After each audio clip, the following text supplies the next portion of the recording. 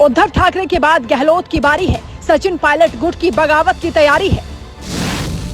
राजस्थान में इतना कुछ हो गया, सोनिया राहुल अब गहलोत की गद्दी कैसे बचाएंगे? अशोक गहलोत की गद्दी का जाना तय है। सोनिया नहीं कर पाई तो शाह कर देंगे फैसला। महाराष्ट्र की राजनीति में उद्धव ठाकरे ने हिंदुत्व के मुद्दे पर पैंतरा बदला तो घर में बगावत हो गई और अब अशोक गहलोत के खिलाफ आम लोगों का गुस्सा उफान पर आया तो सचिन पायलट खेमे से बागी सुरुकने लगे। तो क्या महाराष्ट्र के बाद राजस्थान में भी सरकार की सूरत बदलने वाली है?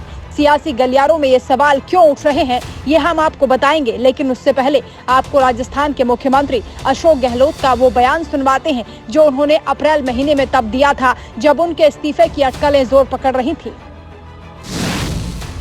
ना तो मैं राज्य की कामना करता हूँ, ना ही मुझे स्वर्ग और मोक्ष चाहिए। दुख से पीड़ित प्राणियों के दुख दूर करने में सहायक हो सकूं, यही मेरी कामना है। जब मैं 1998 में पहली बार मुख्यमंत्री बना तब से सोनिया गांधी के पास मेरा इस्तीफा परमानेंट रूप से रखा है।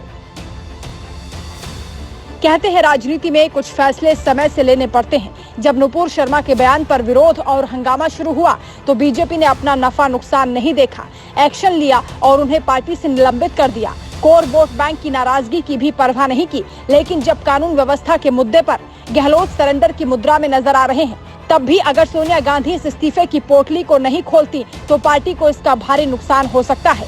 मध्य प्रदेश में कमलनाथ की कुर्सी खिसकी, महाराष्ट्र में कांग्रेस की साझेदारी वाली महाविकास आघाड़ी की सरकार का सारा गणित बिगड़ गया।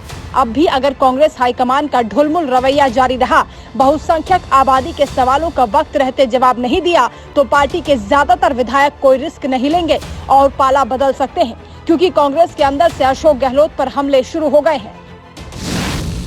कांग्रेस नेता प्रमोद कृष्णम खुलेआम कह रहे हैं, गहलोत राज में सरकार का इकबाल खत्म हो गया है। प्रमोद कृष्णम प्रियंका के करीबी हैं, गहलोत को हटाने, सचिन पायलट को सीएम बनाने की बात करते हैं। सोनिया गांधी अगर गहलोत को दिल्ली बुला लेती हैं, सचिन को कमान सौंपती हैं, तो दोहरा फायदा होगा।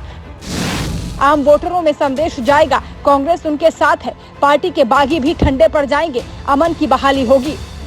2018 में जब से सचिन पायलट के हिस्से वाली गद्दी अशोक गहलोत के खाते में गई है, तब से सब कुछ शुभ शुभ नहीं रहा। राज्य में जब जब बड़ी घटनाएं हुई, अशोक गहलोत बस तमाशबीन बन गए। जोधपुर में परशुराम जयंती से लेकर करौली में हिंदू कैलेंडर वाले नववर्ष तक कई मौके आए जब पुलिस प्रशासन का माहौल बन गया।